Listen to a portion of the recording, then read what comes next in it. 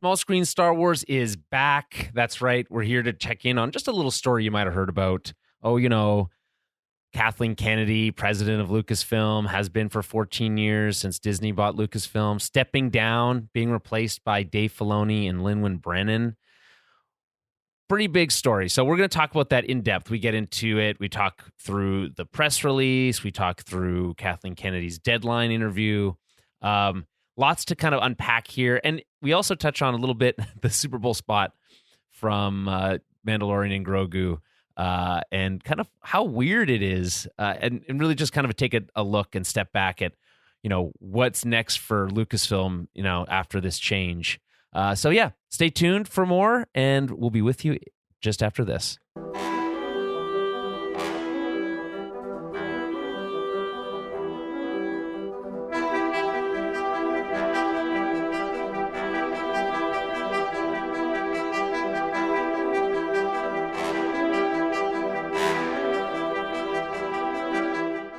Hello, everyone, and welcome to a Small Screen Star Wars. As always, I'm joined by Rachel Wilkinson. Hello. And we are going to be talking about Kathleen Kennedy stepping down. It's big news at Lucasfilm. It's going to shake up Star Wars. And as a Star Wars podcast, I think it's important. Also, I wanted to do something before I went on vacation. So the timing worked out well. I was so deep into studying for this that I didn't hear you knock on the door and made you wait outside for 15 minutes. Sorry about that. Terrible. Yeah, terrible co-host. My bad. In your defense, Winston didn't bark, so I guess you could blame him. Yeah, but normally he's my doorbell. Yeah. But no. He has saved my life, but I guess it required... To be fair, he also wasn't aware that there was people in the house when that was going on. Yeah, so fair enough. He'll be turning 12 in 2 weeks. Still a good boy. Yeah, he's still a good dog, but not maybe the best guard dog. That's okay. He's done his time. Yeah. So yeah, it's been a while. I guess what's new? I don't know. What is new? Have you done anything or thought about Star Wars in any way in the last month? Not really. Probably not since we last talked, because the last time we did Visions, and yeah, since then, I don't know. It's been a minute. You know what I have been watching? What? X-Files. Oh, really? Nice. Yeah, I'm like, I watched it as a kid growing up, like often with my dad. I feel like it was always on, I don't know, like, you know, later at night after dinner and stuff. Matt has also been watching X-Files. Has he? I know he's but he's always been a big X-Files fan. That's true. So that's true. I always hear him talking about how much he loves Scully. So back in the day, he's got a big crush on Scully. But yeah, no, I've just been rewatching it because I don't think I've ever actually sat and watched it all the way through. Mm-hmm. But I'm still only in the first season, and some of the episodes are quite funny and just like very outlandish. Funny? Is that what they're going for, you think? Not necessarily funny, but you're just like, okay, Mulder, like you kind of figured that out a little too soon. But it's a little too smart, a little too slick. Yeah, there was one, and it was like there's a robbery happening, and a cop and the bad guy get shot and killed at the same time. But then in the hospital, when they resuscitate the cop, the bad guy is in the same room on a gurney, and his like entity gets woken up in the cop's body. So the cop, it's like Face Off. It's the cop's body, but with the bad guy's consciousness soul, in it. Yeah. And like Mulder figures it out like immediately, and it's like, okay, I get it that you're like spooky Mulder, but I feel like it's a little bit. But by the time they're involved, it's something they've got to be thinking outside the box. Yeah, you know. No, Scully was there. She was part of the bank robbery. Oh, she shot the bad guy. How convenient. Mm-hmm. Okay, never mind. But yeah, I was just kind of laughing. I'm like, yeah, but you know, it's the first season though. The first seasons are always kind of clunky of any show. Yeah, so. That's true. That's true. Yeah. I've been rewatching Shrinking with my girlfriend, and what's that? It's that like show on Apple TV Plus about a bunch of therapists. Oh no! And it's got Jason Segel in it and Harrison Ford. There's a Star Wars connection. Harrison Ford, who I think is old in it? Yes, he's old. Well, he's old in real life. Yeah. So I just mean it's a new show. It's relatively new. The third season just premiered like a couple weeks ago. Huh. So for all those Star Wars fans out there who haven't seen Shrinking, I would say it's Harrison Ford's best performance in a decade. Really? Easily. Wow. Easily. Because he's kind of playing like an old curmudgeon grouch. I mean, that is his... And it's kind of like his personality. Yeah. And it suits him. But like he has a soft side, and he's funny. And he's and he plays this character who has like, he's like a well-renowned therapist, right? Has his own book. Okay. But then he's diagnosed with Parkinson's, and so he's dealing with that. Oh, okay. So it's pretty cool, to be honest. Yeah, I really, really like it. It's very funny. It's very touching. It always makes me cry. Aww. It's good. I feel like I saw a clip of like somebody interviewing him about this. And it was like, I don't know if he was getting interviewed by a comedian or not, but the guy said something to him like, oh yeah, like how does it, like what's it like playing a character that's a curmudgeon, like who's out of his prime or something. It's just like, and like obviously Harrison Ford like got the cheeky sort of like joke of it, right? But yeah, no, he's still sharp. It's a good show. I recommend it if you have Apple TV. I don't. It's one of there's too many streaming services. But you can get a Rogers bundle that bundles Disney Plus, Apple TV, and Netflix for $22. What? Yeah. Like a month? Yeah. Oh, do you have to have Rogers though? I don't know. Or something? I don't know for sure. But I do. I haven't. I will admit, here's a moment of truth for our Star Wars listeners. I unsubscribed from Disney Plus because it was getting so expensive and I wasn't watching anything on it. Yeah, that's so. I will resubscribe when anything of note. I guess when Maul comes out. I mean, that's what a lot of people have been doing. I still watch because they do have a lot of other things. That's true. On You like National Geographic? Yeah, and like I have a kid. Obviously, everybody knows that by now. So like I can put stuff on for him. That's on there. You just watch Cars over and over again? Yeah, he's actually off Cars right now. Okay. He's big into Paw Patrol these days. Oh, no. So. I hear Paw Patrol's, like, not great. It's fine. Right. Like, Bluey's way better. It's actually, like, kind of funny, but... Bluey's also on Disney? I think so. It's on one of them, yeah. So... Actually, you know what? Because my Disney Plus doesn't expire till the 19th, I binged all the episodes of Wonder Man, the new Marvel show. Oh, okay. With Yahya Abdul-Mateen in it. Yeah, and Sir Ben Kingsley. And you know what? Pretty freaking good. It's like it's 8 half-hour episodes, and I watched them all in one night. Well, there you go. And it was pretty funny and very good. It was very different than your standard Star Wars, like what you would have expected from Star Wars and Marvel the last few years. This is more closer to like, it's not Andor, obviously, but it's telling a more concise story. It's good. I like it. Huh. Yeah. So wait, so you canceled it until the end I canceled it, and then it just like stays until whatever your renewal date is. But aren't you going to renew it in April? So didn't you only cancel it for like a month at that point? It'll go from February 19th to March 19th, and then March 19th to April.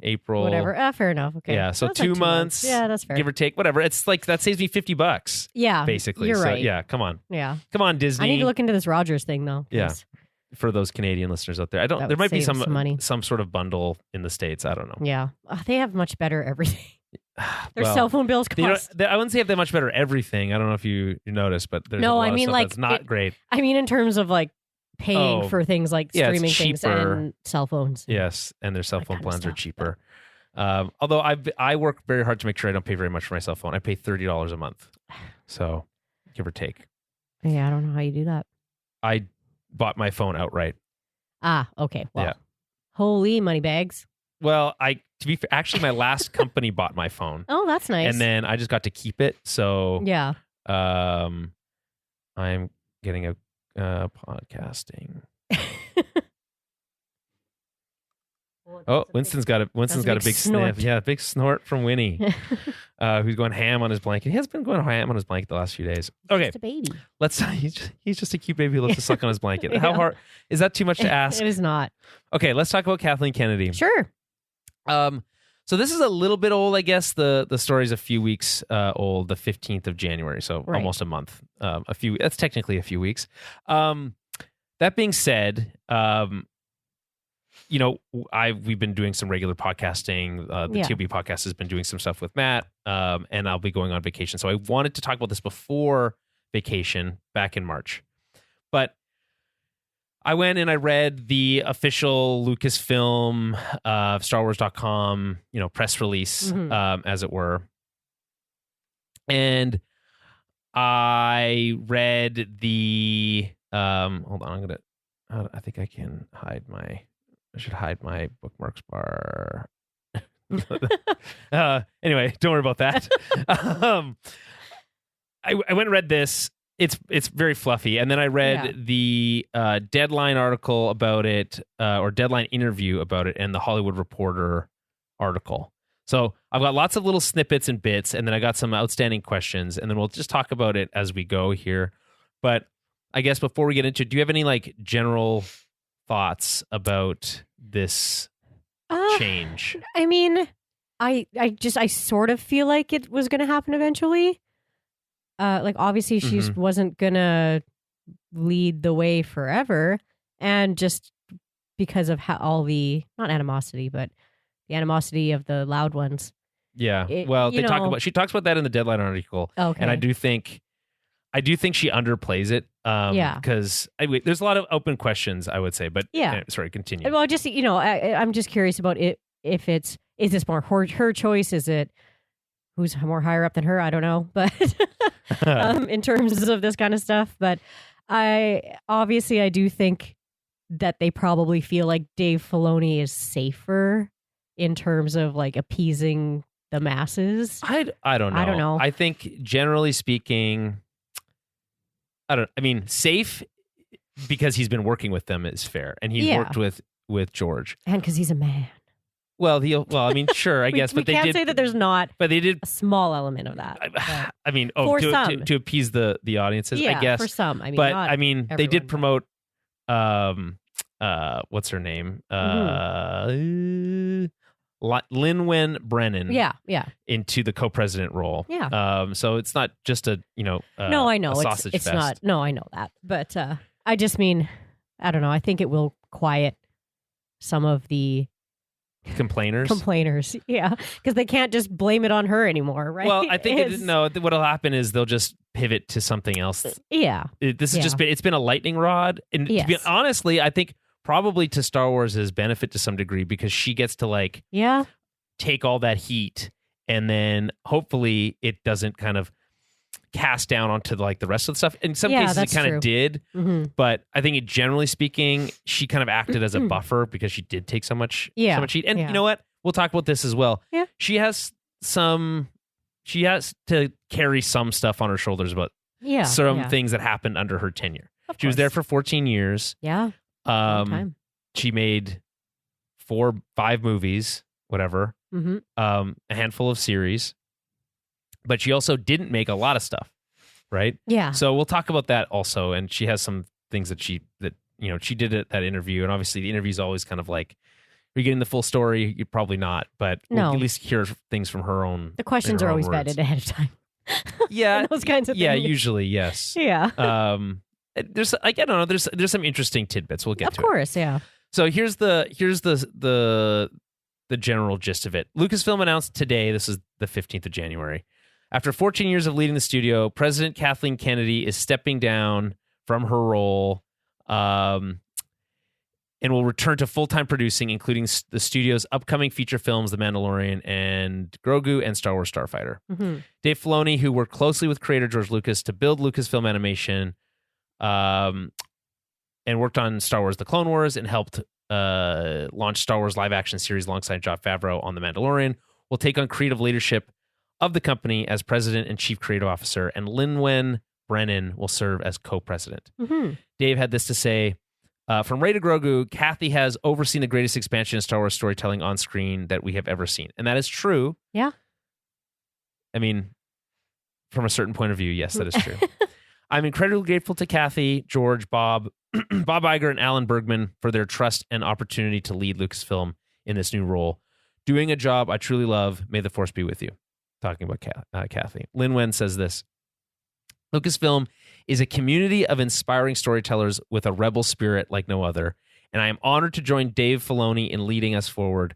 I have been so fortunate to learn from George Lucas, Kathleen Kennedy, and Alan Bergman, and have unwavering faith in Dave's creative vision for the next chapter in this storied studio's legacy. And so that's all nice. Those are just kind of like nice, fluffy things to say. Yeah. I'll add one more fluffy thing. This is from their boss. You want to hear from the person they're reporting to at Disney. Right. That's Disney Entertainment Co-Chairman Alan Bergman. So many different terms for things. Yeah, I know. What is a chairman exactly? What's the difference between a co-chairman and co-president. Well, she's co-president of Lucasfilm. Okay. Right. And Lucasfilm is owned by, or is like a subsidiary of Disney Entertainment. And so Disney Entertainment has a co-chairman, Alan Bergman, and he oversees Lucasfilm as a whole. Right. And so they, as the leads of the studio, they report to him. So Kathleen Kennedy has steered Star Wars to incredible box office heights and brought a new generation of fans into the fold. We appreciate having her on board to produce our next couple of films, and the studio remains in extraordinarily capable hands with Dave Filoni, who's a brilliant storyteller, and Lynwen Brennan, an avid innovator and business leader. They are deeply passionate and experienced executives who will continue to drive the studio and Star Wars forward in exciting new directions. So how long until Dave Filoni brings Plo Koon back from the dead? He now has the power to do it. Yeah. I guess he could do it. I don't know. That's funny. That's a good question. Because remember, for the Mandalorian, his like fake out was that it was Plo Koon that was coming to rescue Grogu. That was coming. Yeah.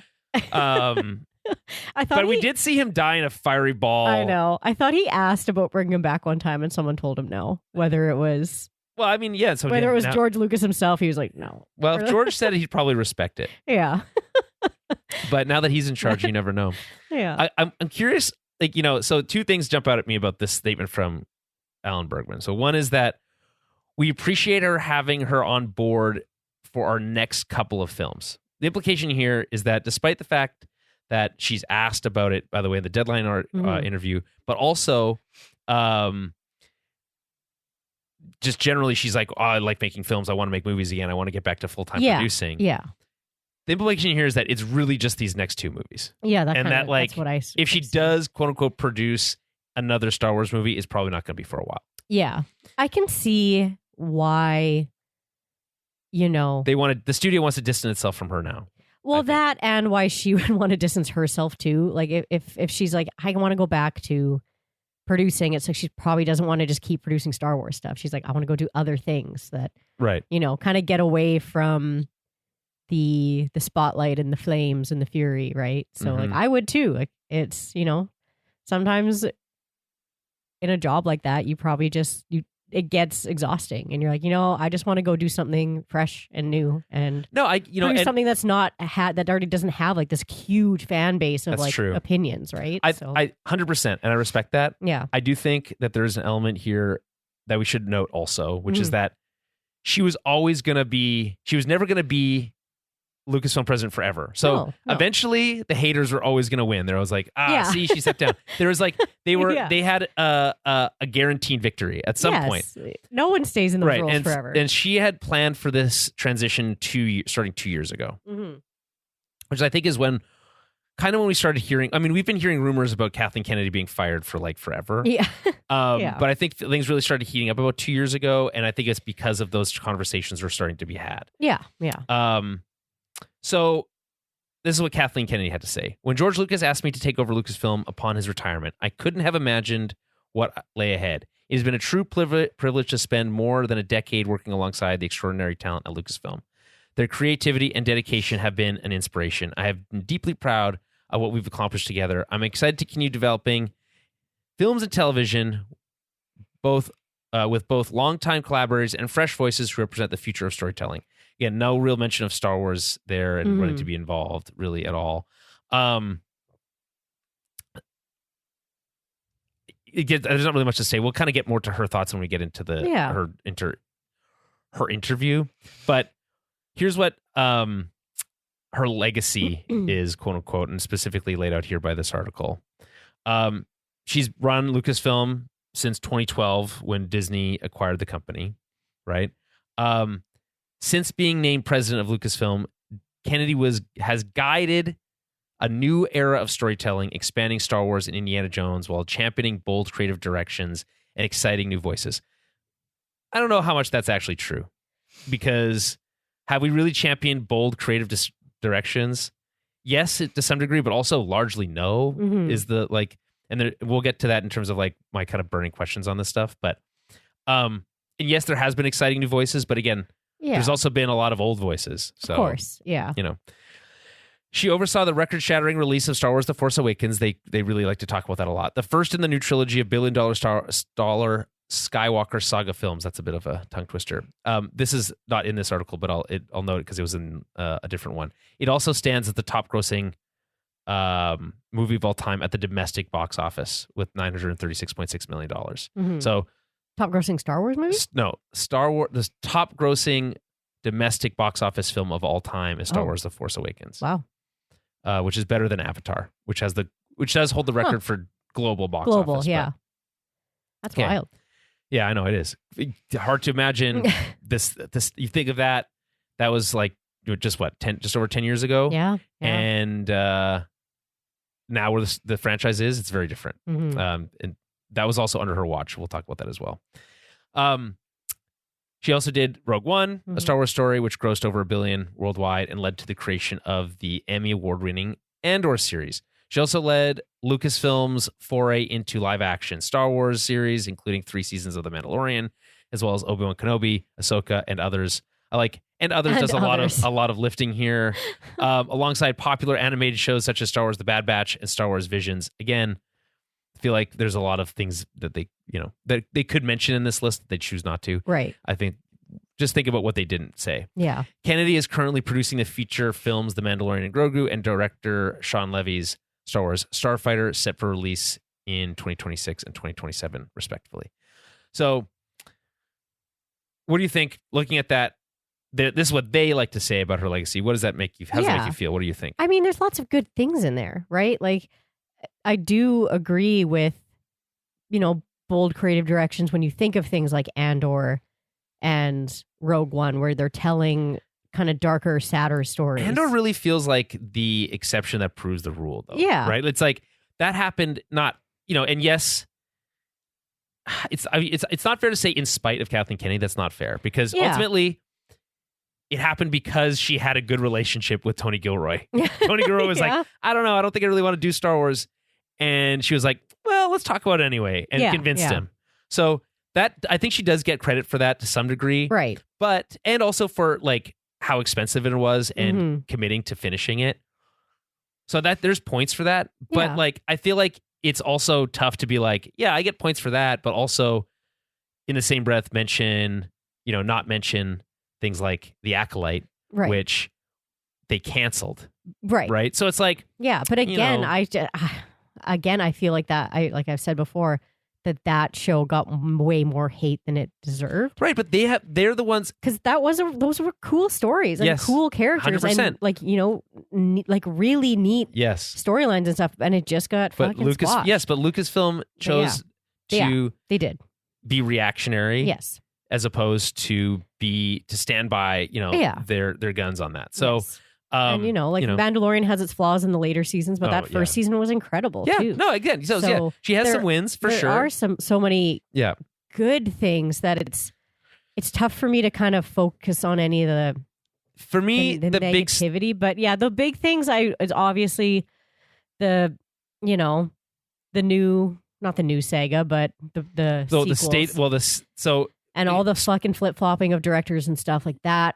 Yes. Was not great. Yes, IGN linked to an article they wrote in 2019 about all the directors that they had fired. And that was in 2019. Yeah. And that's like, and since then they've taken a different approach where they just say they're adding directors, but they don't talk about the ones that they're not doing projects with. Yeah. So it's like, it's hard to keep track. Yeah. But like. So there's some great things, but you're right. There are some lapses in judgment, but again, like we don't really know the inner workings of like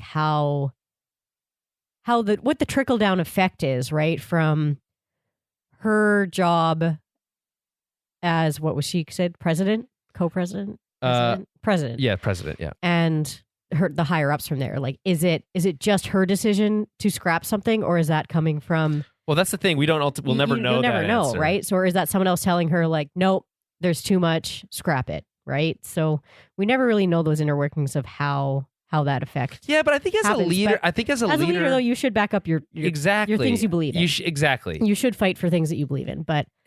There's. You also argue that she didn't really make very much stuff in 12 years. That Disney will say that they made too many movies too quickly. Right. Yeah. I would argue that they didn't make too many movies. They did a poor job of scheduling those movies. They released Isn't Solo The Last in here, too? Jedi, and so they don't mention Solo. Oh, they don't mention Solo because that's the only Star Wars movie that didn't make money at the box office. I That was see. a financial loss Yeah, for Disney. So because that was after. that was after Rogue One and after the Last. So it was The Last after The Last Jedi, Jedi, yeah. came out in December. Yeah, Was a financial success. yeah, The fan backlash was strong, but then Solo came out in the spring the following year. It was Right. so soon Right, after. right. And I would argue they did a poor job marketing. I remember talking about that on the podcast at Yes, the time. It was yeah. like, what are they doing? Like, it's so like, and that was, I was surrounded by news about how they had fired the directors and they had replaced it with Ron Howard and all this other stuff. So, Right. I mean, that I think, and then they, and by the way, Kathleen Kennedy doubles down on this in her interview. She says, "Oh, the problem with Solo was trying to tell a young Han Solo story, not and play kind of placing at the. It's like, oh, it's hard to follow up on Harrison Ford. I don't think anyone thought that the problem with that movie was Alden Ehrenreich and his performance as Han Solo. That was not the problem. No, I think he did really well. Yes, I liked because I really like him and I like Lando in that movie. Donald Glover's great. Donald, And he's great as Lando. I think that movie is pretty good. It's just they got cold feet about the comedic direction that the Lords wanted to take it in, and then Phil Miller and Chris Lord, I think, right? That was the two of them. I think so. And so the Lego Movie people, and then they started shoving in things like his. For some reason, we got to find out why his name is Han Solo, and that's stupid.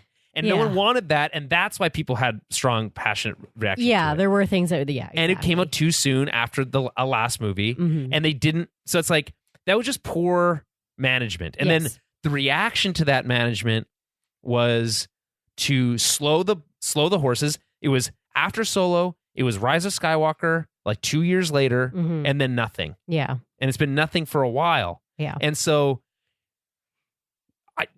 From the outside perspective, you can say, "Oh, well, there's a lot of stuff that they were trying to work and they couldn't find a way to make it work." But from the, from the inside, that's what they might say. But from the outside, it looks like they got cold feet. They weren't sure what to do. They released the worst received Star Wars movie of all time after Solo was like, "Oh, people didn't like Solo, but hey, it's another Skywalker saga movie." Yeah. And then it made some okay money, but it was it was critically panned. It's, in my opinion, the worst Star Wars movie. It's not even close. And it appeared to be reactionary. And then you combine that with the fact that lots of other directors were fired. They couldn't seem to find creative direction. The TV series looked cheap and felt cheap. And so, they mentioned Obi-Wan Kenobi here. I'm surprised they did that because I don't think the reaction to that show was very positive. I think there's positivity in it just because of Ewan, and obviously people are just so excited to see him on screen again. So I do think that helps. Like if they had tried to tell that story with a different actor, it wouldn't have worked. Right? Yeah, no, obviously not. I mean, I do think the general love for Obi-Wan as a character and Ewan as an actor, definitely pulls some weight in that. And honestly, there's some pretty cool moments in that. Like his fight with Vader's still pretty badass when they're hucking rocks at each other. But yeah, you're right. I mean, the hucking rocks, is that your favorite part? That's my least favorite part of that fight. I don't know. The hucking rocks. I like when they beat each other up a little bit. Yeah. Yeah, it's got some moments, but mostly that series. But I get it that you hated the way it looked. It looked visually, like shit. It looked, I know you. It looked that's like shit. It's hard for you. And not only that, it felt like they weren't confident in their story. And I feel like if you're going to tell this kind of story of there's no way you can tell the story where Obi-Wan and Vader meet again before they meet at the end of in episode 4. Yeah. So it's like, I don't know. I think if they were going to go back to that there is more to be drawn, but I think you need a completely different creative team and a different creative direction. Yeah, it is hard when you know that there's so many. I find the whole issue when you're going backwards in a timeline is dealing with everything that's been laid out already. So there's so many things. But they don't have to do that. No, we know nothing about what Obi-Wan was doing during that time. Well, no, but I just mean there's there's bits and pieces, right? So it's like you can't have Luke see a lightsaber because in the movies the first time he sees one is later, and you can't have, you have to make it make sense with what Vader says to Obi-Wan like the next time he sees him, right? So you kind of have to make these like little that's true, but like pieces those that are little have to fit. I mean, to be honest, like sure, but that's kind of like table stakes. It's like if you're going to tell that story, those are things you got to figure out, and they're honestly not that hard to figure out. Yeah, that's true. I like. But have anyone with a creative brain on their shoulders and they'll figure it out. But that's the point of like, you need, you should have maybe some more creativity in the room, some more eyes. Like, I don't know, just sure. But yeah, you're right. There's definitely a lot of lapses and like flaws over the last 12 years. So it's going to be interesting to see going forward. But it's like, well, there's a lot of projects that Dave Filoni is also involved in. Yes. That we didn't like. Yeah. So yes. But I think it's interesting because two things. A, Filoni's is stepping away from the director's chair and stepping into the creative executive chair. Yeah. Different job. Yeah. The other thing is they're splitting the business function roles away because Kathleen Kennedy did both creative and business. Right. So Brennan, and you might be wondering who is this Brennan person? This Lynwen Brennan. So this is what Disney has to say. Brennan has been with Lucas since 1999. Really? She looks young in that photo. Yeah, she does. Yeah. Beginning her tenure at ILM, where she rose to the ranks to become its leader in 2009. She took her 10 years to become the leader. That's fast. Yeah. She was appointed general manager of Lucasfilm in 2015. Really? Yeah. Wow. And president and general manager of Lucasfilm Business in 2024. She really and by the way, I feel a little bit like buoyed by this person because this is not like a MBA from frickin' some Ivy League school. She just has like a business diploma from somewhere, or she has a science diploma from somewhere. Love that. So yeah. Well, yeah, this is kind of, if you've been, it's like just being in the industry long enough, right? Going up through the ranks, like the old school way. Yeah, you don't really see that very much anymore, especially for executives. Yeah, but it's good. I'm like, I think, you could say this about Kathleen Kennedy. She obviously supported her team. She had positioned these people and groomed them for the role for 2 years at least before then. So yeah, during her tenure at ILM, and Lucasfilm, she has guided the company through transformative technology shifts with a clear strategic vision and commitment to innovation. And her industry leadership has been recognized with Lifetime Achievement Award from the Visual Effects Society and the honor of Commander of the Most Excellent Order of the British Empire. Ooh. I don't know what that means, but it sounds fancy. Anyway, so this person will focus on business stuff. They obviously knew how to run ILM, different type of business. So I think that will free up the creative side to be more agile. That's my thinking. There's a silver lining to this, which is, okay, Dave Filoni, who I think maybe struggled in the live action direction space, right, is now going to step back from that a little bit. I don't know what's going to happen with the kind of like Heir to the Empire movie situation where that lands, but I think it really depends on Mandalorian and Grogu. Yeah. I have thoughts on this. By the way, did you see the Super Bowl spot for Mandalorian and Grogu? No, I didn't. It's like a riff on a like Budweiser ad, like with the horses. Oh, okay. But they're on like Hoth with Tauntauns? Tauntauns, yeah. That's cute. You thought they smelled bad on the outside. Anyway, but it's a bad. I don't think it's a very good ad. I don't think it does. No? I don't think it does the job of selling the movie at all. I think it's clever to be like, oh, what if Star Wars did a beer commercial? And that's cool. But yeah, you'd think that they would start kind of hopping on more the viral marketing kind of. I don't know I don't want to say it, but the Gen Z style of marketing where things get a little like kookier and weirder and maybe, I don't know, stick in your brain a little bit more. Because again, I feel like I have barely seen anything. Yes, this is the other thing about the Mandalorian and Grogu. Yeah. Like sometimes I forget it's coming out because you don't see anything. Let's watch the Mandalorian and Grogu Super Bowl spot from Rotten Tomatoes trailers, if it ever loads.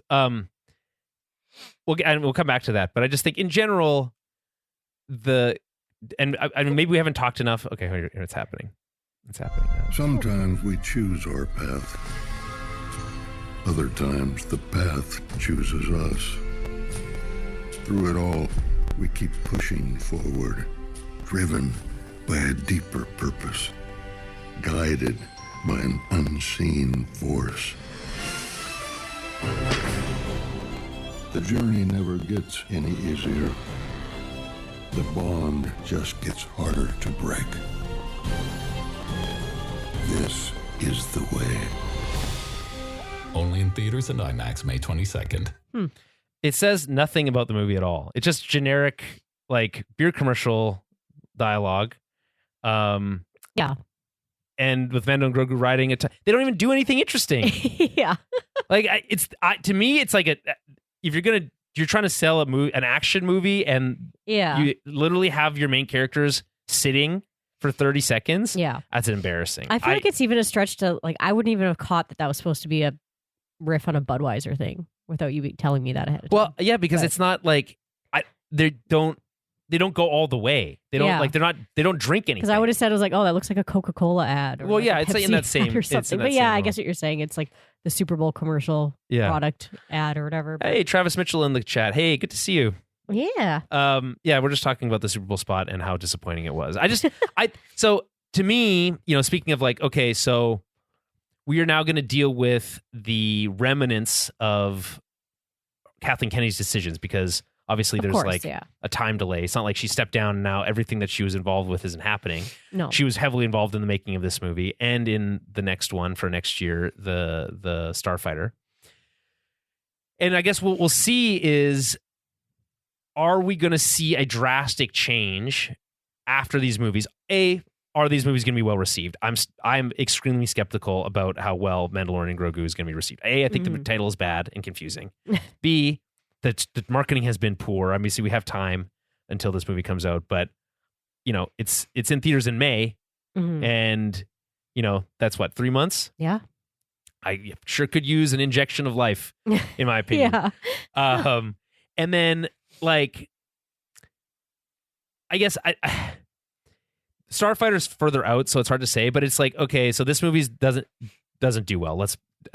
Maybe we don't know. Maybe it'll do great, but maybe it doesn't. Let's say it doesn't. Is that a reflection on? Is that going to reflect poorly on Filoni and like this new leadership? Mm-hmm. It shouldn't, probably, but also Filoni is probably heavily involved in this too. So, because this is like, to some degree, it's coming from his kind of live action television, world that he kind of helped establish. Yeah. So Travis Mitchell says, I heard rumor that they were going to Hoth in the movie, so it looks like it might be true.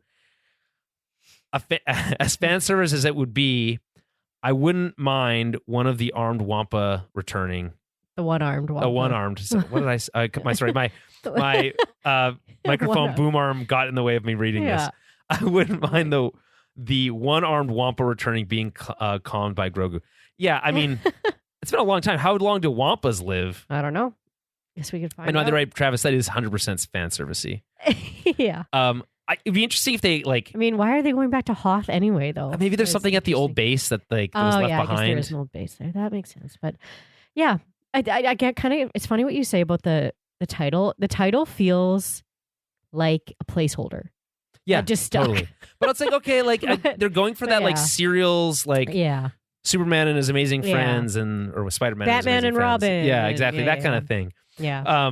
But again, I don't know if that resonates with like a modern audience. Yeah, that's true. Really. And like they're really pushing hard on the Grogu thing, being like, because obviously he's like their biggest marketing gimmick in like a generation. So, but I don't know. If they go back to Hoth, they have to have a good reason. Mm-hmm. I think with all these things, if you're gonna retread the past, you just got to be doing it carefully, and you have to validate it. Yeah. Like there's no reason to say the Han Solo thing is like the biggest one. It's like, what the hell were you guys thinking? It's like, it's so blatantly stupid that like anyone with a brain should have been like, we shouldn't do this. Don't do that. There's enough people in the like making these things that you would really hope. But like at the end, the buck stops at the top in theory. Yeah. So anyway, I just think that like it's hard to say like, okay, when are we going to be able to say, okay, this marks the beginning of the new era? Because we are entering a new era, right? So I don't know. We'll see.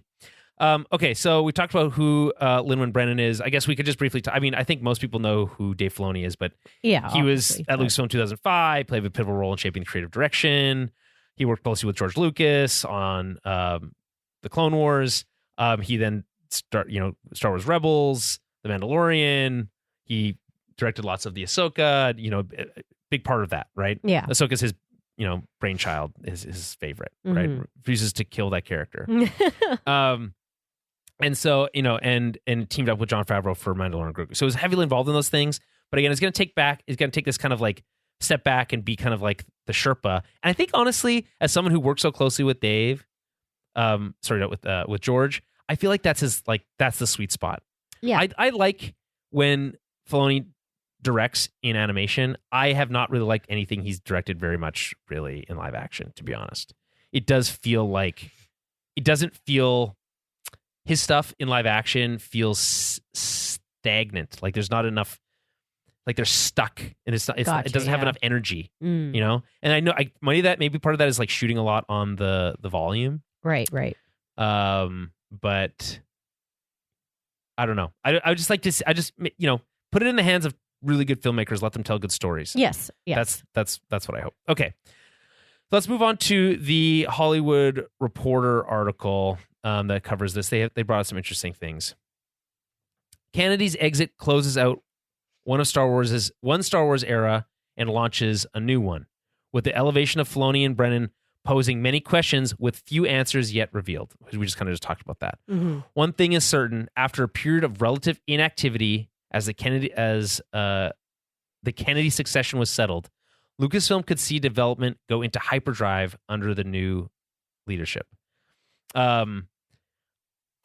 I think that's possible. I think there is a general kind of like maybe they wanted to let things sit for a bit before after Rise of Skywalker being so poorly received. Right.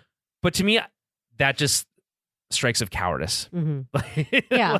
Like we are afraid that people will reject anything we do because this was so bad. Yeah. And instead of taking any ownership and saying, sorry, this was bad, here's what we're going to try that's new and different. Mm-hmm. They just did nothing. Right. And we're just afraid to start anything. So I think if it doesn't start a new era of development, I think that's a massive red flag. Yeah. It's like you can't just keep doing the same thing. I don't know. No. Yeah. I would hope that like Filoni would, fight a little bit more for his directors and the people doing the projects for him going forward.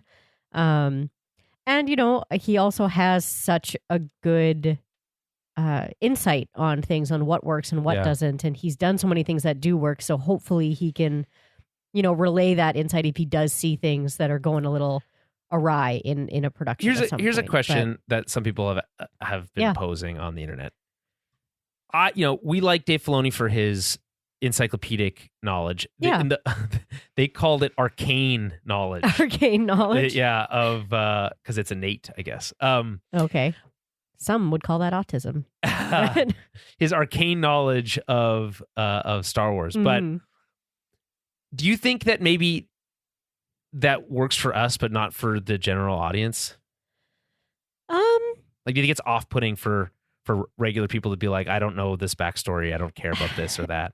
It'd be hard to know until I knew someone who is very new to Star Wars. He needs to do something big enough, and he hasn't done a movie yet, and so that's the thing. It's like when he's doing animated series and people aren't watching those things. No, right? I was like, I'd say the people who are watching it, he's making them for the people that he knows are. Yeah, and that's fair. But the problem is that they haven't been getting the audiences to their for the Acolyte and some of those other things. They weren't getting the viewership that they wanted. Mm-hmm. And I'm not saying that that's like his fingerprints all over that. I'm just saying that there's a concern, I think, that he's going to be like, oh, here's all these cool ideas for things that tie into the past of Star Wars, where I think some people might be like, I actually want to see new things, or that's cool that this is this old past thing, but I actually don't care about that much. I just want to see lightsabers or whatever. Yeah.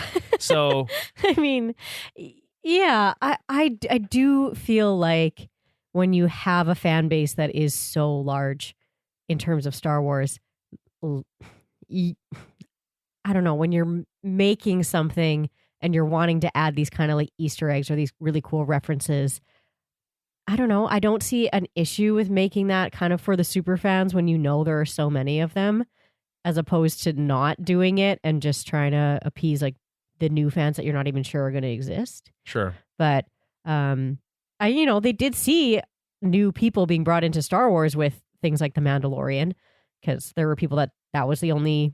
They saw Baby Grogu or Baby Yoda, and they're like, sweet, Right. I'm going to start watching this. Right. And they hadn't, seen a lot of the other things, which is fine. Yeah, but then by season 3, when viewership Yes. started declining and they were leaning into the Mandalorian background Yeah, and like then all that they're- stuff, and people are like, I don't give a all shit the about any lore. of this stuff. Yeah. Then it's like, the OG hardcore fans care, because like, that's cool, like learning Mandalorian lore. But yeah, like the average person who is like, I'm just here for Baby Grogu or Baby Yoda. Like, Right. Yeah, like they're not going to care as much, or they're just going to be confused. But Yeah, I mean, I don't know. I just part of me is like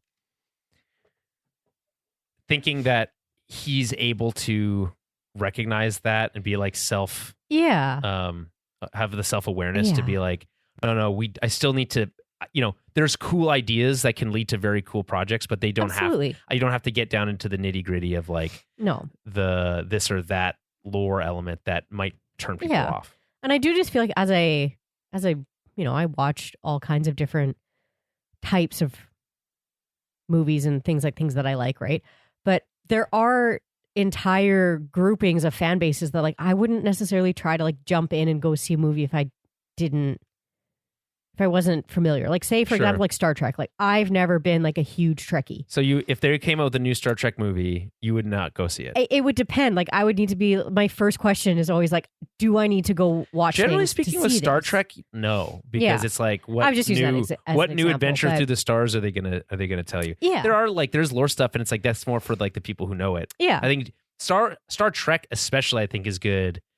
Yeah. The modern Star Trek especially at like rewarding longtime fans, but without turning off new ones. New ones, yeah, which is good. But yeah, there's definitely things where I'm like, oh, like how much stuff am I going to have to consume for this to make sense to me? Right, and but like You thing is, know. with Star Wars, it's huge, right? Yes. It's like so, and people will get the Well, it's kind the of like underlying Marvel, too. stuff. Like Yes, but you're not just gonna. yeah. You could it's jump less into a complex Marvel than movie. Marvel, though. I think. Yeah, like you could just jump into a Captain America movie, but it's like it's more helpful. Yeah, but if lots of you people can- went to go see, the episodes 7, 8, and 9, right? Yeah, $1 billion movies, but like, you got to imagine a lot of those people haven't seen the original movies or. You the think people prequels. saw 7, 8, and 9 in Star Wars without 100%. seeing the original trilogy? 100%. That's yes. crazy. to Why me. do you think they would make those movies be a recreation? Especially The Force Awakens, be a recreation of A New Well, Hope? yeah. If they didn't I think don't they know. needed to appeal to some people who'd never seen Star Wars before. I just think that's insane. I would never go watch something that was called. There's no way it made that much money, I think, if they. Yeah, I don't know.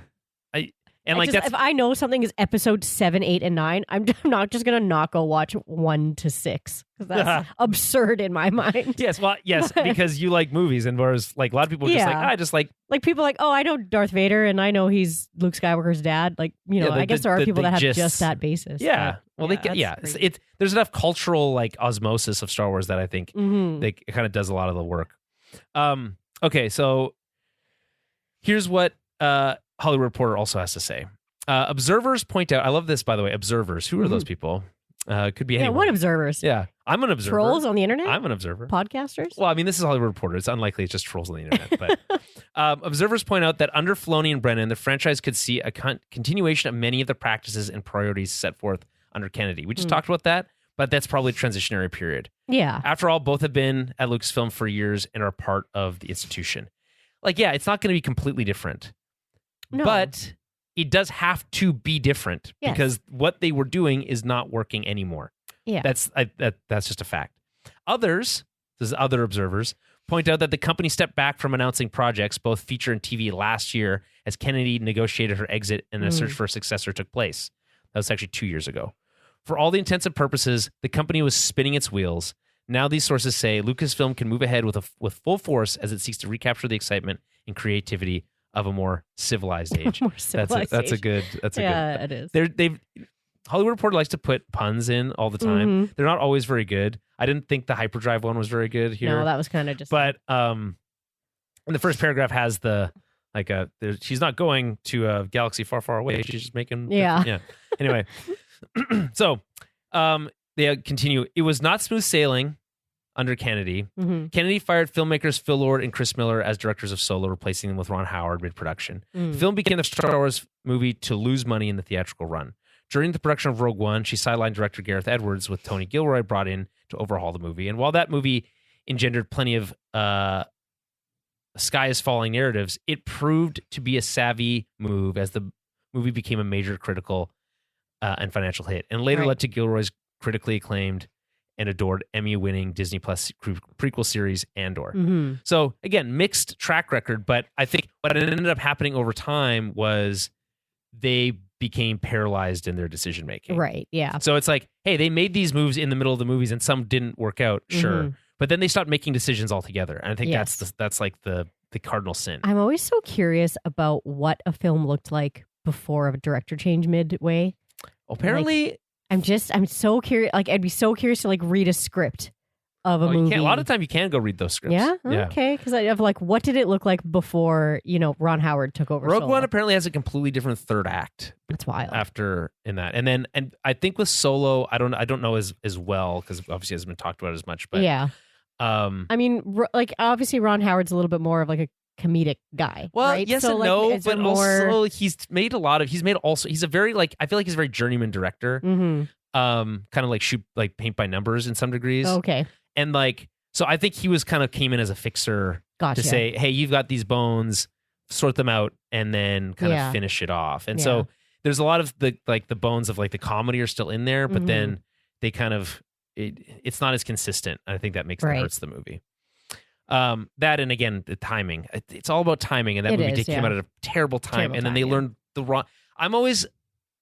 What I'm fascinated by, and we'll talk about this a little bit more when we get into the interview, which is I'm always fascinated by like, what were the lessons they learned, and like how did they come to that conclusion? Because I don't like, I'm not a film executive, but to me, the comment of her saying that it's too soon to make a movie about Han Solo is it's off basis. There's like, and just feels like a deflection.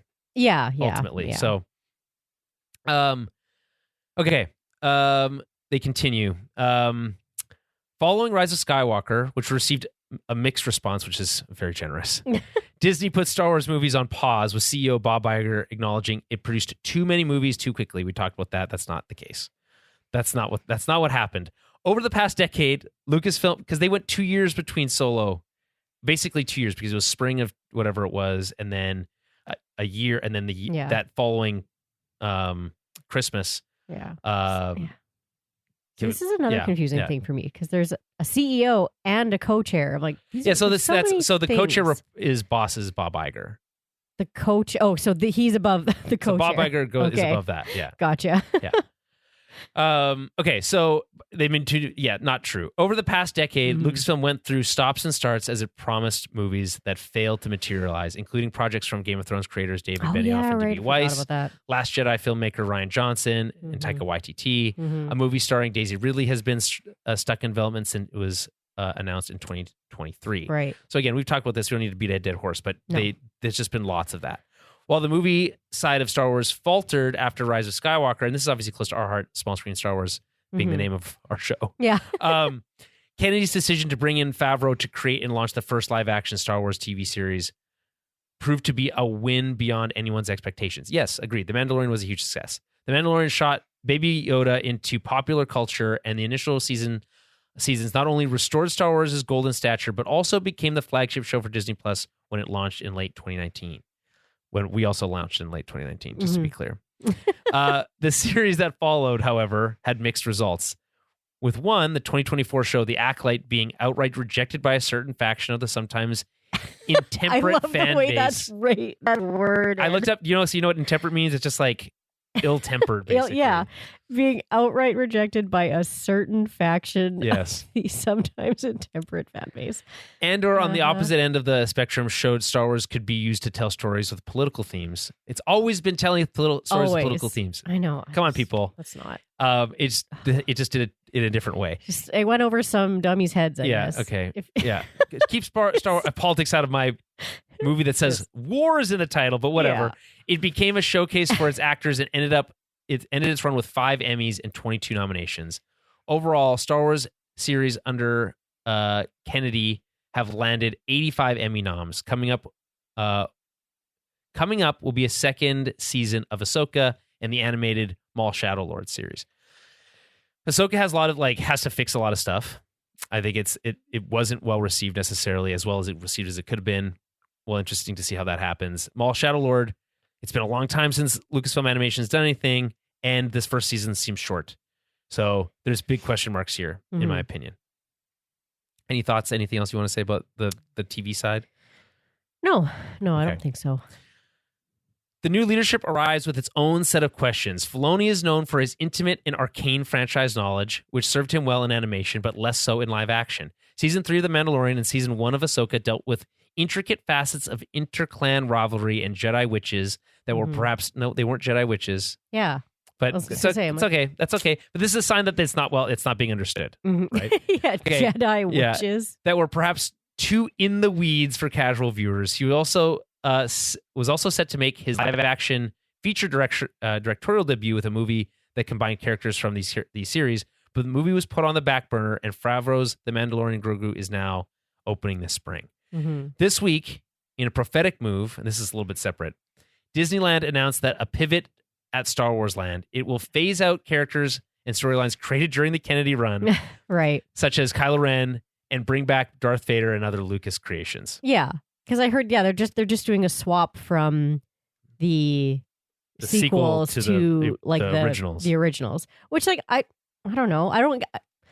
I don't quite understand why they don't just have all of them walking around all the time, because it's not like I guess because they're trying to make it a world, a time in the world there. Because I was like, it doesn't matter. But it's also Disney, at the same time, it's I think they get a little too far up their own butt with that stuff. Yeah, it's you could have different sections or whatever, or different times of day or different days. But whatever. I do think it is a sign that those characters aren't resonating in the same way. Yeah, I think it's also just to freshen things up too, right? Yeah, that too. Because it's people who have been there. I'm so bummed that the hotel failed. I wanted to go to that hotel. Kate, but that hotel failed not because of... It was expensive. Yeah, it wasn't about the idea behind it. I wanted to go to it. Awesome. I would never pay whatever. Yeah. What was it, $5,000 a night or something crazy like that? It was so out of reach for anybody to be able to do that. Yeah. And it's sorry, but your Star Wars fans are general regular people. But a Westworld Star Wars hotel? Come on, that's fun as hell. Anyway, that's so crazy. Cool. But I don't know. You know what I would like to do?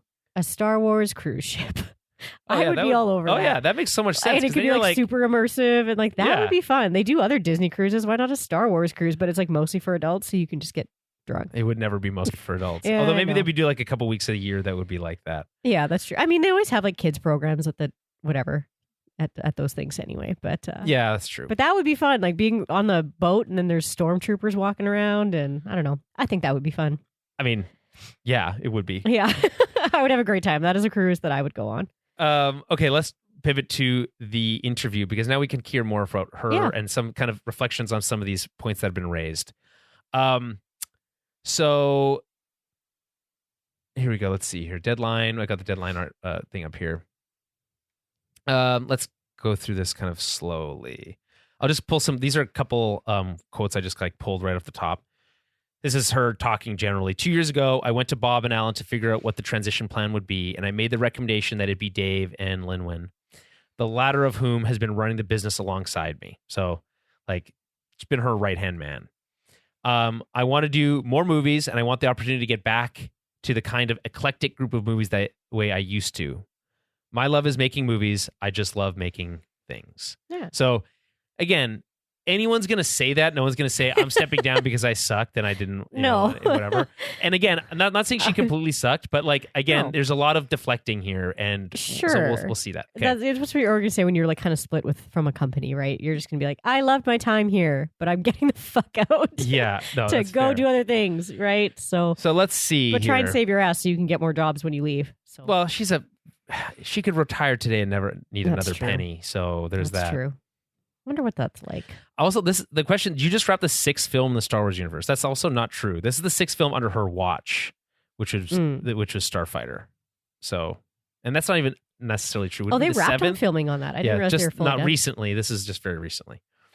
So wait, it would have been Force Awakens, all the 3 Skywalker movies, Solo, Rogue One, then Starfighter and Mandalorian and Grogu. This would be 7. So again, this is not an accurate question. But anyway, they ask if it's going to be a series. Basically, she's like, we've shot it to be a one movie. We really like the young kid from Ireland that they cast. And she's asked again later, but it's like, they're like, well, you never say never to that kind of thing. What else? They talked about like, what are the highs and lows of working at Lucasfilm. Let's just see if I can find it. Yeah, here we go. So the highs and lows. The highs include realizing many people love Star Wars. This is I love this is great, like wordsmithing. The majority of people, and certainly the people that I run into and people outside the business, they love Star Wars and they love the movies. They might love all the shows. They might love some of the shows. But when I came into this, I realized a few things. We had walked in at a moment when there hadn't been any movies for 10 years or more, but there was still the memory of the greatest series of movies in cinema history. So you're walking into something that has enormous expectations, yet at the same time, you know that you've got to find new characters and you have to expand the galaxy. Now, yes, this is true, but one of the biggest missed opportunities, we'll say, is we never got to see Luke, Lon, and Leia on screen together during the sequel series. And yes, while people like Rey, I certainly like Rey's a fine character. And Kylo Ren's cool and all that stuff. Yeah. I feel like they didn't really expand the galaxy. It feels like more of the same. It does feel like more of the same. And again, you can point to episode 7 as being like the it was like same, prime example of that. But... Exactly. It's like, well, another Death Star. It's like, wow, man, you did this twice already. You can't do it 3 times. Okay, it's crazy. But they're Death Star ships now. What's up? No. Well, that's okay. That's the craziest thing. 9. People don't talk about that, but that is the craziest thing. There's so many. Where do the people there's so many questions about things so stupid. We can't let Julian go on around. It's so dumb. There's a whole name for that fleet. I can't remember what it's called, but it's stupid, and I choose to not think about it. Hello, Winston. He's coming because I know I'm upset. Wasn't it like Star Killer Fleet or something? I can't remember. No, it's the resurgent class. No, that's the. They have the resurgent class are the ones I will say they invented cool new ships. I will say that. Yeah. Some of them. Although again, new X-Wings, new TIE fighters, so whatever. But yeah, I would have liked to see the resurgent class Star Destroyer is cool as hell. A big bad that wasn't just like more lasers. Palpatine. More just like planet lasers. Like, okay, we get it. Planet lasers. Yeah. No. Something cooler. Yes, exactly. So they felt like they need to expand it. You can agree or disagree on whether they did that or not. And you need to think about who the new audience is. That's what I felt like I did, and that's what I feel the people that I worked with over the last decade did. The highs include bringing in a new audience. I think we did find new characters. We continue to find new characters. Okay. The lows are that you've got a very, very, and this, by the way, she leads with this. A very, very small percent, very, very twice. So it says very twice, small percentage of the fan base that has enormous expectations. And basically they want to continue to see pretty much the same thing. So so this is where I start really pushing back, because we just talked about how they did make the exact same thing. It was originally very successful, but then they kept making the same thing and it became less successful. Yes. So you have to ask yourself questions on why that would be. I have a feeling that she means something a little bit different with this, and that it's like they didn't like she's like, they didn't like The Last Jedi is really what it comes down to. But I think it means like they want to see the same thing, as in they want to see male-centric, straight characters. And she does talk about that. And less diversity. And you know what I mean? It's because those were always the trigger points for things of being like, why are those? I why think are those they have always lesbians? been straw man arguments. And that's like that vocal. That's that very small percentage where they're like, I can't relate to that character, so I don't like it. You know what I mean? Yeah. So I feel like maybe that's a little bit what she's alluding to, but yes, I get. I that's true, and that was used, I think, as like, oh well, we don't want to watch The Acolyte because it's a bunch of lesbians or lesbian witches or whatever. And it's like, okay, whatever. There might be some people that do that think that. I don't think that's just used as like look, see, it's not working because of this and that. No, for sure. And like, but those things are going to continue to happen regardless. And I think the question will be, what's going to be the lightning rod now, or are they going to get over themselves? I did feel like we saw a lot of discourse of people's complaints being like, I can't relate to that. I could relate to Luke Skywalker, but I can't relate to these new characters. Okay, sure. I guess, I mean, this has always been like, but Or like, thing. I just want to see Luke, Han, and Leia keep doing stuff. And you know what? Whatever, fair enough. Which is fine. Those are beloved there's a million. characters, There's but- literally a bazillion books that have Luke, Han, and Leia just doing So stuff. yeah, like if you just want to see Han and Chewbacca being buddies forever all around the galaxy, like I get it. But like you said, there's a lot of comics. I think our camera froze. Oh, or I can't tell. I think it did. Anyway, it doesn't matter. This is an audio it's frozen. primarily podcast anyway. That's fine. Okay. Anyway, the Lowe's already got this small percentage of fan that expect the same thing. And if you're not going to do that, you know that you're going to disappoint them. I'm not sure that there's anything you can do about that because you can't please everybody. And that's true. It's true. You can't please everybody. No. Which is why I don't understand why they felt like they needed to try to please this group of people. So I don't. Yeah, I don't, like why not just stick to your guts?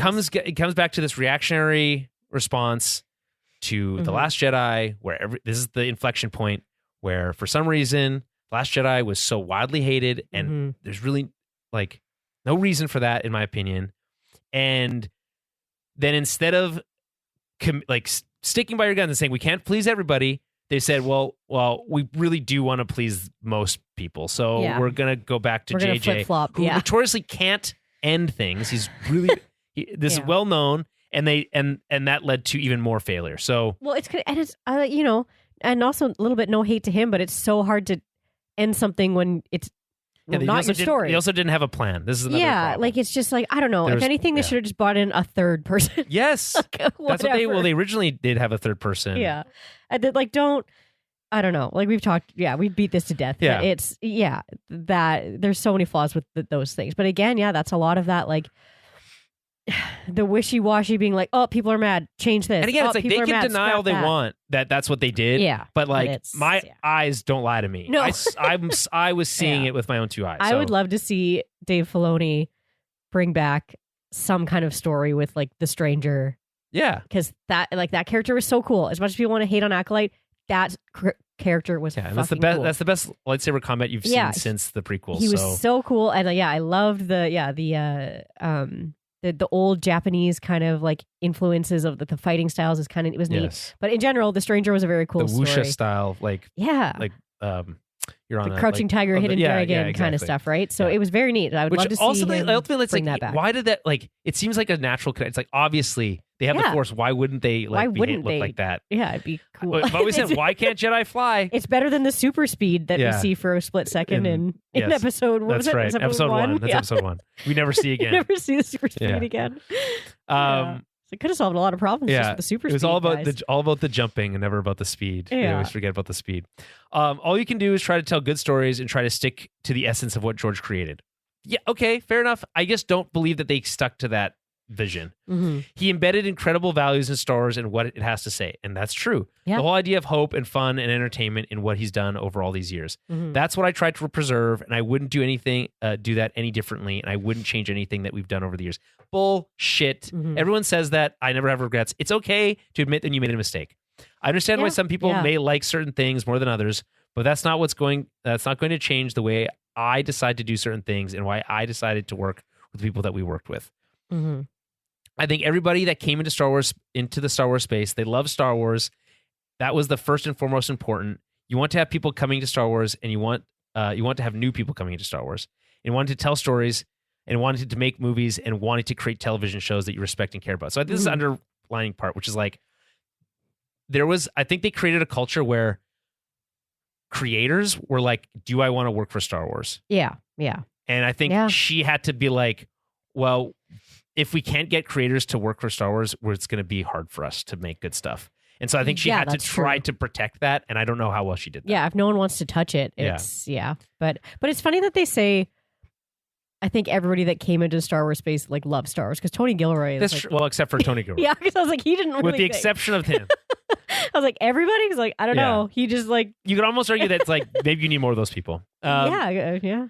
Jon Favreau is completely different than Tony Gilroy, and yet they're both incredibly talented storytellers. I found it thrilling to support each and one of them trying to tell the stories they wanted to tell. Yeah, fair. And that's your job is in that role, is to support the creation of those stories, not be firing directors halfway through production constantly. And I think it helps having those successes under Tony Gilroy, because then that maybe shows other people like, hey, you don't have to be a super fan to come do this, and you can still be successful if you have good stories and you have good ideas.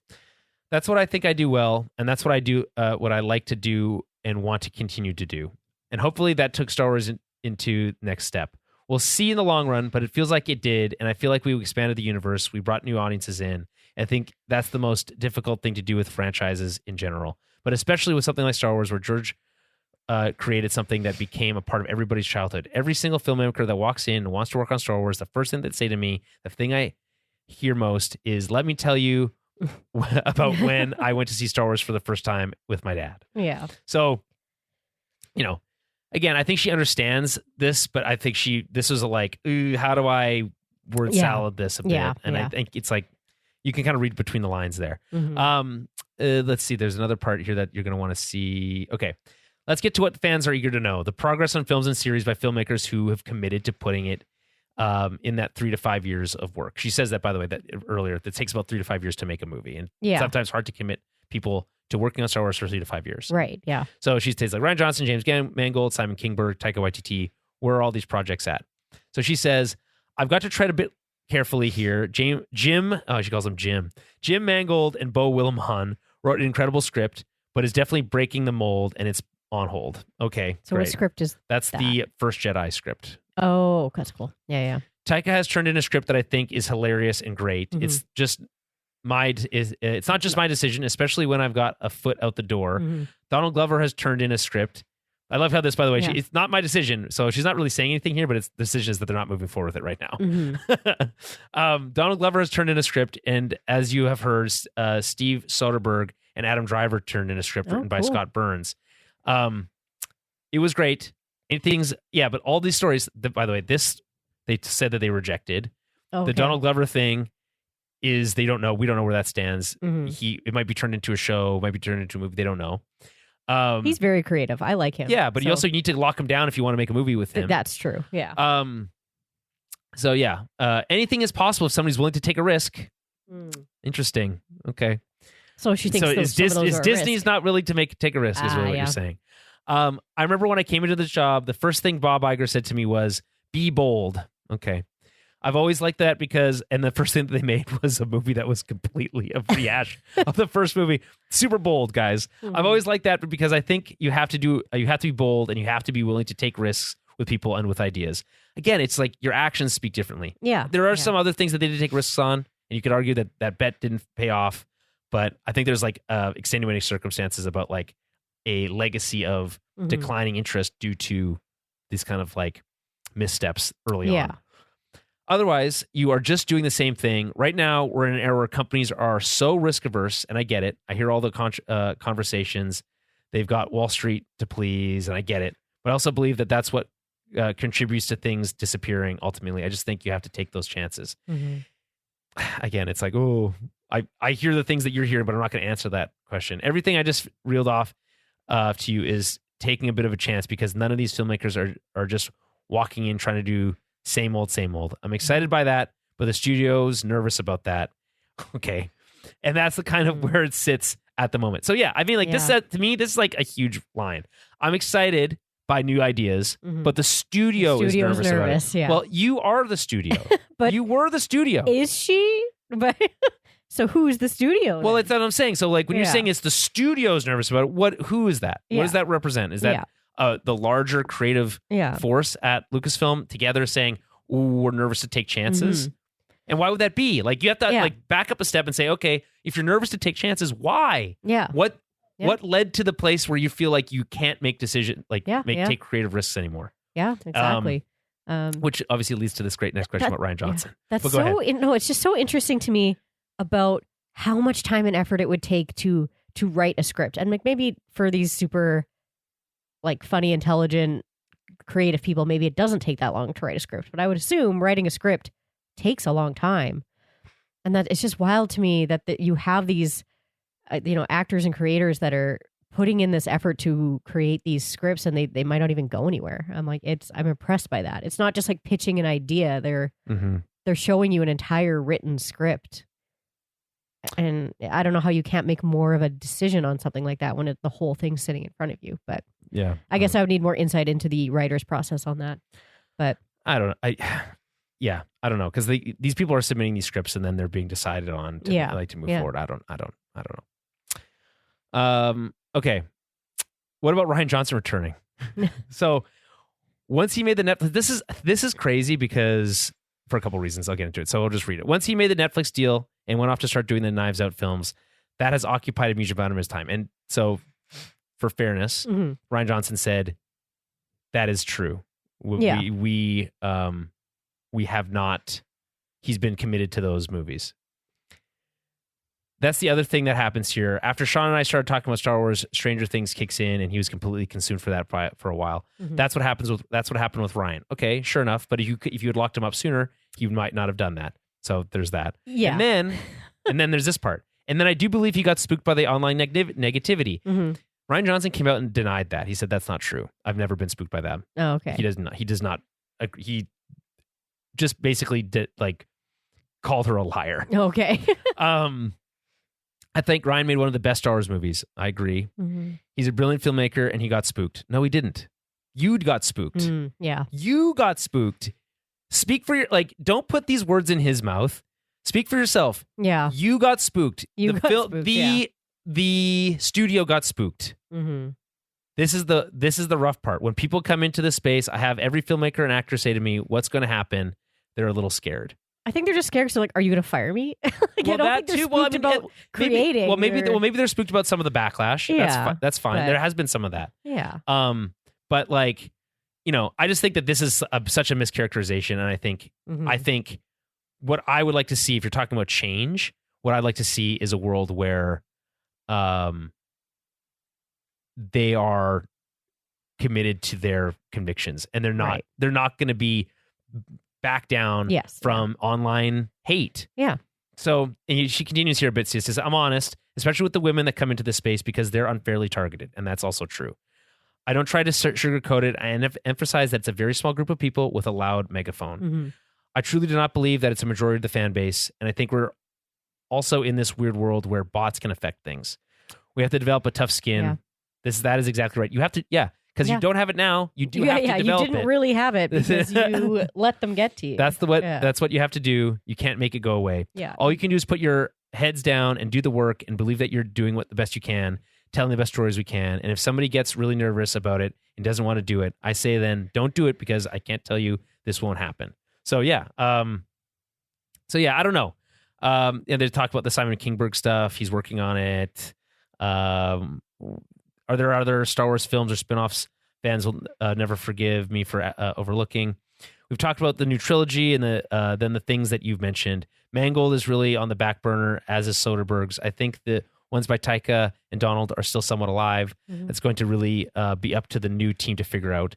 Dave, I know that Dave and Lynwen are very much on board with what Simon's doing, and that would be a new trilogy. In the timeline of things, that takes you well into 2030 plus. That's really what's up next. So I guess there might be a big gap between 2027. I guess not big gap, 2 to 3 years between what we get from Last Starfighter next year and then this one. Which maybe is not Last Starfighter. That's an old 80s movie. Is needed. Sometimes those gaps do help because, we've said this before with the prequels, those kind of got shit on. And there's a gap now. People love it. People are going back and being like, it's nostalgic and people love it. So, but I'm not saying people are going to go back and love the sequels. We're not really seeing that same cult love. No, but I just mean maybe sometimes yes, there will. A little distance. Time heals all wounds. All that stuff. Yeah. There will be something. There will be something for somebody. Yeah. It's gonna just work. Honestly, it's gonna depend on how these next 2 movies play out, I think. Yes. But, well, I mean, I don't know. I actually don't know how much these movies are going to matter to the larger strategy long term. Anyway. But I don't know. I can see, maybe not necessarily, I don't know why. I just have this feeling about Starfighter that if it does really well, I think it's going to kind of resurge some energy back. Yeah, maybe. We don't know anything about that movie. We don't even know what kind of movie it is. I know. I just have a feeling that if it turns out to be a banger, then... Yeah, I mean, a hit could be great for they desperately need a hit. But I don't know if they're both kind of middling successes. Yeah, no, which is most likely that will sewer any future plans because I mean they're going to be doing their own thing. So they do ask about like which of the future movies that she'll produce. She basically says, I can't commit to doing anything, yada, yada, yada. I would be surprised if they get her involved. She kind of has a lightning rod attached to her now also, so they want to distance her from that. I think that's basically, here we go. This is the part about Solo. No, I don't really have any regrets. Well, maybe a bit of a regret about Solo. I brought Larry Kasdan in on, and we were so excited about that idea. And then when you're into something and you realize fundamentally, conceptually, you cannot replace Han Solo. You weren't replacing Han Solo. No. And then so Harrison Ford's hard act to follow. She says, as wonderful as Alden Ehrenreich was, and he really was good, and is a wonderful actor, you put him in an impossible situation, and once you're in it, and once you're committed, you've got to carry on. And I think I have a bit of regret about that, but not about the movie making and filmmaking. I don't have regrets about that, despite having fired the filmmakers. I just think that conceptually, we just did it too soon. So again, I just think this is bullshit. Yeah. That it's just, it's complete bullshit. That's not why this movie didn't succeed. No. It had lots of other problems, and that wasn't one of them. So yeah. And then they mentioned that there may be more Indiana Jones movies, but we'll see. So anyway, that's more Indiana Jones movies. Perhaps it's already too many. I don't know. I don't know what to tell you. There's too many. Okay. Well, on that note, back to our frozen faces here. I don't know. I've never had the camera freeze before. I could try to. Let's see here. I could deactivate and then activate. Oh, look, there we're we back. go. We're back, everyone. We're back. Anywho, that basically, but that does wrap it up kind of for us. Yeah. Any final thoughts on this and what's coming? No, I don't know. I want it to go well. I really want these next two movie releases to do well and have some fresh storylines and to not be a repeat and not be boring. So okay, actually, I'll hit you with this. I'll hit you with this before we leave. Here's some quick questions. Is this the end of that reactive era? Do you think they're going to commit to being more committed to their stand by their? I would hope principles? so. Like I don't know. I would like to think that Dave Filoni would stand by some things a little harder. Fair enough. Maybe fight a little harder. Push back with, maybe be less afraid to push back if there is. Yeah, well, if it seems like, yeah, I don't know. But, or just ignore it. Like, honestly, when we think about how when the original trilogy and stuff came out and there just was no internet, so you couldn't get that reactionary, right. Just got just ignore it and just and give it time, give things time, and then commit to your larger vision. And you can make changes and tweaks, of course, but don't be reactive. That's what I'm saying. Just don't be reactive. I would say stop for them. Dave Filoni, if you're ever listening. You never know. I wouldn't listen to any reactions that were posted on the internet. I would only listen to the reactions that were handwritten and mailed to me, real times. That's what? That's probably a really great idea. Yeah. How much of her stepping down do you think is actually due to the fans' constant demand for her to be fired? Give me a percentage. I don't know. I would say maybe 20. 20%? Because I just think when you're in these creative 14 years roles, is a long time. That's a long time to be anywhere. And, that's a long time to be doing.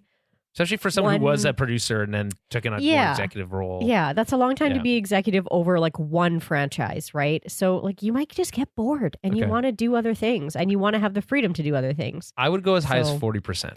Yeah, I mean, given by I can see Disney at this if she reactive, was beloved. Yeah, she'd probably still be there. Yeah. But yeah, it gets to you as much as you don't want it to not. Right, like a constant berating of. Anytime, and I think we've done a good job of kind of balancing it here. I think again, she has some wins under her belt here. I was a defender of hers for a while, but I think in the later years it became a lot harder to defend, especially the constant firings, the constant scrappings of things, and the telling of things and then scrapping them is it got frustrating for sure. But I do think as a whole, I don't think she deserved the level of vitriol that she got online. But, I don't think anyone deserves that level of... Yeah, no, that's true. Of no, venom. It's not fair, yeah. So, it's... Yeah. Yeah, I just think, it's, but any person is going to want to move back into other creative roles after a time, right? Yeah. So, Okay. So the other side of that, how much of the failings do fall at her feet? I mean, the buck stops at her to some degree. yeah. Afrolax, hello there. Hello, General Kuno. General. I don't know, because it's so hard to know what was actually a failure and why it was a failure. Yeah, I mean, it's all obscured. We'll never really know probably. There's for a lot so of many things. different reasons why something Like may have 50 flopped years. or not done well, and it's. I don't think it's any one person's fault.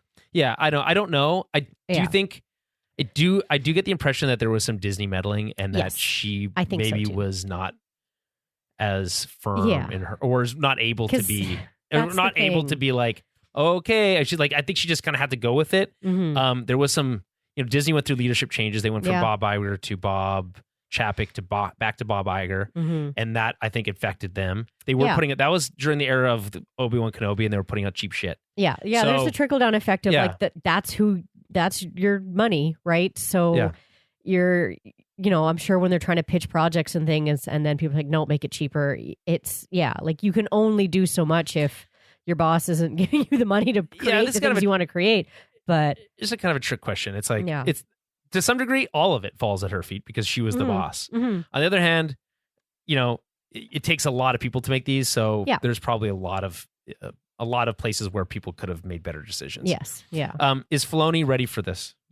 To take on this I think creative so. executive role? I would say I think he's more ready than probably anybody else. He knows the fan base. He knows he's been in the midst of all of this, so I think he has the talent, and I think he has the knowledge base and everything to steer the ship Yeah. at this point. So I would have high hopes that he would kind of see what has happened and then hopefully learn from I it. agree. I'm excited to. At the Yeah. very least, I am very excited to see what happens Mhm. because, Yeah. again, it cannot stay the same. No. So things are going to be different. How, we don't know yet. I just Mhm. think it's exciting that we have this kind of like person that we've been following for a long, long time. Yeah. Stepping into this like the role, shepherding the entire universe, has that level of knowledge. And like maybe on some level, it's like, hey, he's going to put out some stuff that are in the weeds and it'll be sweet for me, for you. Yeah. And we'll be able to unpack it all on the show and there'll be Yeah. stuff to talk about. And then it won't resonate with the general audiences. And then Mhm. there'll have to be another change. Who knows? Yeah, Or yeah. it'll be a little bit, the best case scenario, perfect little balance. It Mhm. resonates and it still has it's still rewarding to longtime fans. Yeah. That's the sweet spot we're aiming for. Yeah, Okay. I'd say so. The franchise is in a fragile place right now. If this doesn't turn things around, where does that leave Star Wars as a brand, and how much time do you give it? I mean, I would give it at least the A next decade? 10 years before they take a long break. I feel like if things tank again after these next 2 or 3 Mhm. projects, I would say within the next like 6-7 years, if there They've got isn't about- like an uptrend. I think they've got like 6 to. I think that's Yeah. right. Like, but I don't go as far as 10 years to say Yeah. prove it, and then Yeah. if not, there's going to be a long wait. There's going to be a break because they'll be like, nope, we're going to give it a rest and we're going to come back when people, are ready for it and want to see things again. Because Afrolax asked, does it worry you that there's so many rumors that he disliked the best piece of Disney Star Wars? What depends on what you consider to be the best piece of Disney Star Wars, Afrolax. I'm not sure what rumors you're referencing specifically, Mhm. but unless he really disliked The Last Jedi, then he didn't dislike the best part of Disney Star Wars, in my opinion. So we'll see. Let me know what you think. Yeah. To the earlier reactive question, is Disney prepared to give Star Wars the space to breathe? Or do you think they're going to be like, is this on a tight leash? Like, it's kind of like the same question. Like, if they give Yeah. them 10 years, then yes. If not, then the answer is no, I think. Mhm. Yeah. I would hope they are ready. I would hope, I don't know. And I would hope he has the experience and the gall to stand up to them and be like, no, these things have happened in the past because of how things are run. We need to do it this way. And I Mhm. would hope that he is able to use his insight and track record to be able to kind of strong arm Disney into giving him the space to breathe. Yeah. So, yeah, that's my high Hard hopes. to strong arm Disney. I will say. That. Well, yeah. Yeah, it is. Yeah. So I don't know. We live in it. Plus, this is all within a world where theatrical is not as successful as it used to be. Mm-hmm. Movies in general are not the same. So it's like there's there's exterior forces that he's going to have to deal with also. Okay, so Afterlife mentions Andor here as the best part of Disney Star Wars. I will admit I don't think about Andor as Disney Star Wars because it was so insulated from everything else happening at Lucasfilm. I didn't realize that he gone on record to say he's talked about how he kind of talked about, if I recall, he talked about how he felt like maybe it was a little too gritty, like a little too dark for Star Wars. I will agree, by the way, if I can just reshape my last statement, which is under like the movies and like everything else that was happening in Lucasfilm that was not Andor related, The Last Jedi is my favorite thing that they did. All together included, it is Andor. Andor was the best thing that's happened to Star Wars since the original trilogy. So yeah, no, that's fair. And so does that worry me? I guess a little bit because well, actually no. Let me rephrase that because Tony Gilroy is not coming back to making more Andor. There's not more Andor coming. No. So I'm not worried that we're not going to get more Andor because of Dave Filoni because that was a non-starter anyway. Right. Am I worried that we're not going to get anything else like Andor? No, because I think what's going to happen is there's going to be a drive to tell different stories because of Andor's success. Yes. And I don't think he's going to have he's not going to be able to say no to every new idea that feels a little bit more mature. Yeah. Right? Darker, grittier, or whatever. And so you can make the argument that, that doesn't fit into Star Wars. We'll see. I guess his track record will prove out whether that, and maybe he'll say, maybe that's better for television, or maybe that's better for this or that. We don't know. What I do know is that he does understand what Star Wars has been historically. There's a question, I guess, there to say, is he prepared to usher in what Star Wars needs to be in the future to succeed? Which I think is probably not exactly as it was before, like we talked about. Yes, yeah. Okay, what about you? You worried? Does that bother you? Does it concern you? I wouldn't say it bothers me. It is hearing, that he thought it was too gritty.